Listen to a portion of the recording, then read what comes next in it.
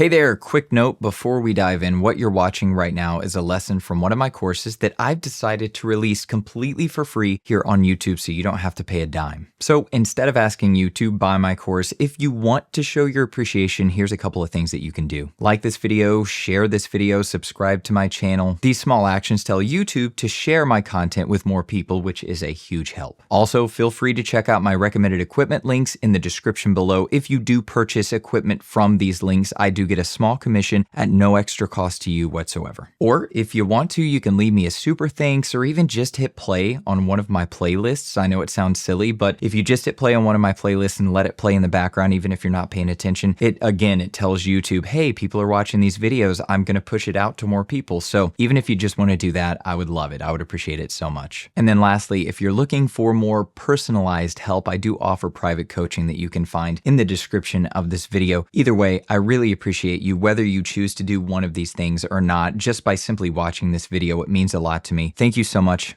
Now, let's get to the lesson.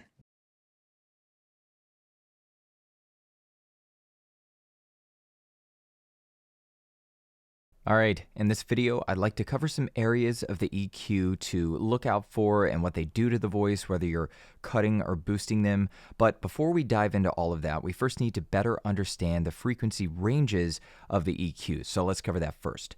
Knowing these ranges visually can definitely help you, but if you were to train your ears and get good enough to identify them without even seeing them, just by hearing the audio, that's where you can really work efficiently.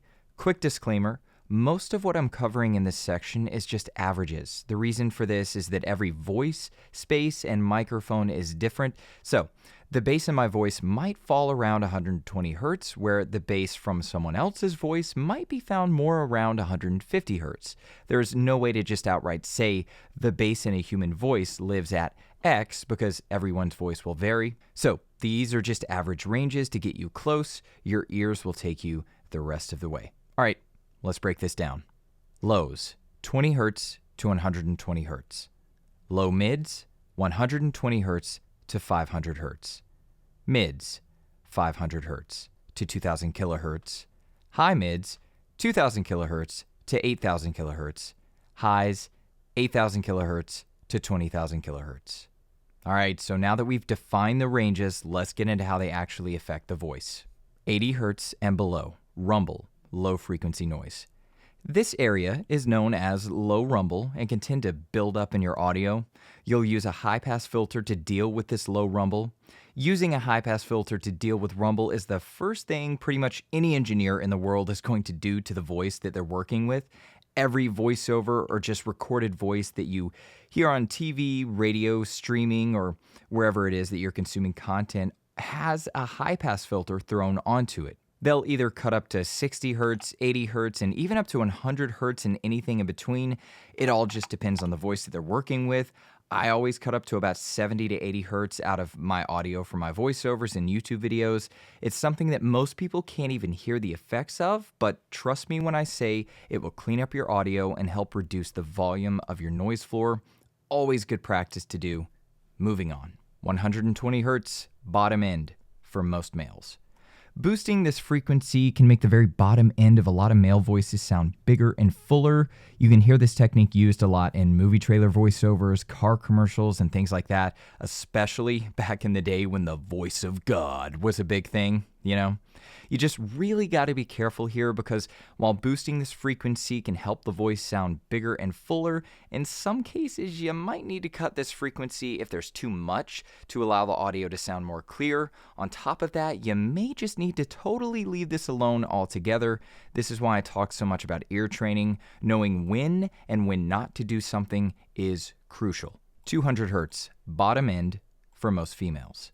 All right, now, all of that also applies here, around 200 hertz for the typical female voice, while boosting here can warm up the voice, make it bigger or fuller sounding. As I said, the same warnings here also apply. Ear training is key.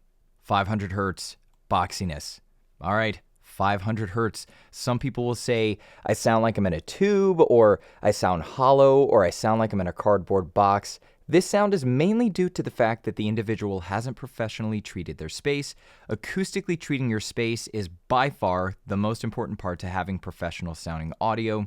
Any adjustments made here with EQ will only be a band-aid. The problem will still be there, just less noticeable if adjusted with EQ.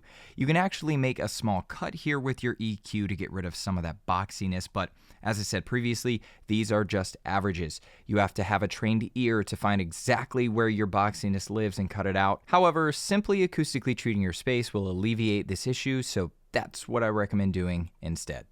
2000 kilohertz to 4000 kilohertz sizzle. This range of frequencies can help a voice jump out at the listener, but this range can also cause sounds such as ch sounds or t's or s's and others to really sound harsh to the ears.